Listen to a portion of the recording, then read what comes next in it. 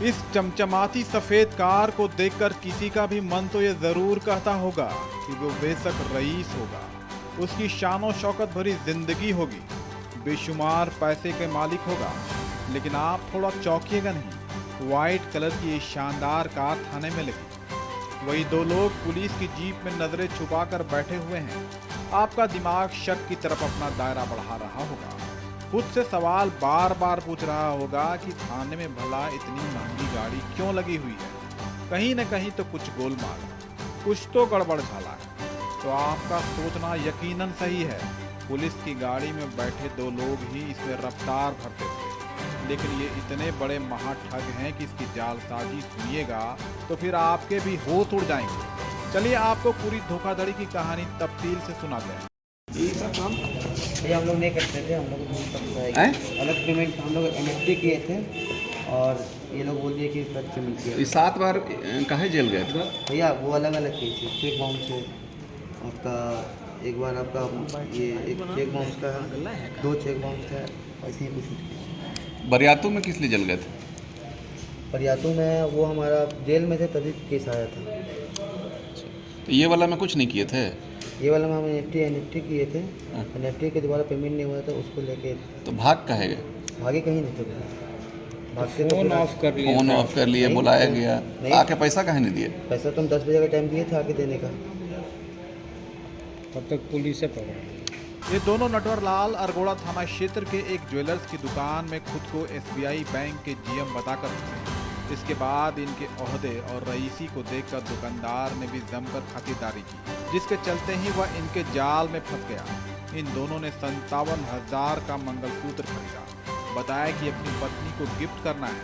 पैसे के भुगतान के लिए क्यूआर कोड मांगा और फर्जी तरीके से स्क्रीनशॉट दिखाकर हड़बड़ी में अपनी कार से चलते रहे। बाद में दुकानदार को ठगी का एहसास हुआ और इसकी शिकायत अरगोड़ा थाने में की। सिटी एसपी राजकुमार मेहता के निर्देश पर एक टीम गठित कर 2 युवक को गिरफ्तार किया गया। पुलिस ने कार और ठगी का मंगलसूत्र भी बरामद करने में कामयाब है। थाना अंतर्गत 15/10 को एक घटना कारित हुई है, जिसमें एक सोना चांदी के ज्वेलर्स के दुकान से ही मंगलसूत्र की एसबीआई के जीएम बन करके उनसे खरीदारी की और पेमेंट के नाम पर कि मैंने आपको पेमेंट कर दिया है, और उन्होंने एक फर्जी अपना एक शॉट दिखाया कि आपका सक्सेसफुल ट्रांजैक्शन हो गया है, और यह कह करके वो अपने गाड़ी से आए थे और गाड़ी से फिर अपना वो निकल गए। बाद में उनके द्वारा ये जब अपना अकाउंट को चेक किया तो देखे कि कोई पैसा इनके अकाउंट में आया नहीं है, और इनके द्वारा जब अरगोड़ा थाना में प्राथमिकी दर्ज की गई और प्राथमिकी दर्ज करने के बाद में हम लोग को ये पता चला कि ये व्यक्ति के द्वारा ठगी की गई है। तदुपरांत हमारे अरगोड़ा थाना प्रभारी के नेतृत्व में एक एसआईटी का गठन करके हम लोग इस पर कार्य करना शुरू किए, और इस पर अनुसंधान के बाद में हम लोग को ये पता चला कि ये व्यक्ति जो है वो इस तरह का धंधा जो है रांची में काफ़ी समय से कर रहे हैं। हम लोगों ने अपना टेक्निकल इनपुट और सीसीटीवी कैमरास के माध्यम से हम लोगों ने इसका पीछा किया और अनुसंधान के बाद में इनकी गिरफ्तारी हम लोगों ने किया है। अभी तक जो खुलासा हुआ है इसमें है कि ये कपिल कुमार गुप्ता कई नामों से जो है रांची में ये ठगी का काम कर चुके हैं। इनके विरुद्ध में रांची में 10 केस अंकित हैं, और इनके द्वारा जो है इस तरह का पूर्व में भी जेवर की दुकानों से ठगी करने की बात उभर कर आई है, और कई ठग और भी माध्यम से भी चेक बाउंस और चेक के माध्यम से भी ठगी करने का काम किए हैं।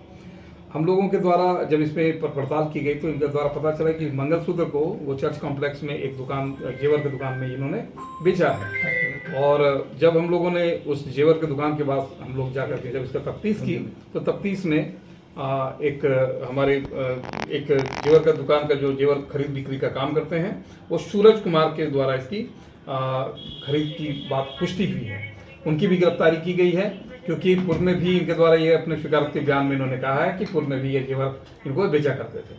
मेरा मीडिया या प्रेस बंधु के माध्यम से बिल्कुल अपील है, और बिल्कुल सोना चांदी के जो कारोबार करते हैं उनके लिए स्पष्ट संदेश है कि जब भी कोई व्यक्ति अपना कोई जेवर दुकान में बेचने के लिए जाए तो उसकी प्रॉपर वेरिफिकेशन कराएं, उसका फोटो जरूर रख लें, उनका आधार कार्ड अपने पास संधारित कराएं, और एक बार उसके मोबाइल में अपना जो उनका नंबर है उससे उस पर कॉल करें। ये इतना चीज़ जरूर सोना चांदी की दुकान के जो भी व्यापारी हैं उनसे मेरा ये विनम्र आग्रह है कि ये जरूर करें, ताकि रांची में जो घटित घटनाएं जो चेन छिनतई और इनके द्वारा जो अपराध किए जा रहे हैं उस पर हम लोग रोक लगाने में सक्षम होगा। मैं उनसे सहयोग का अपील करता हूं कि रांची में इस तरह की घटनाओं को रोकने में इनका अहम भूमिका होगा।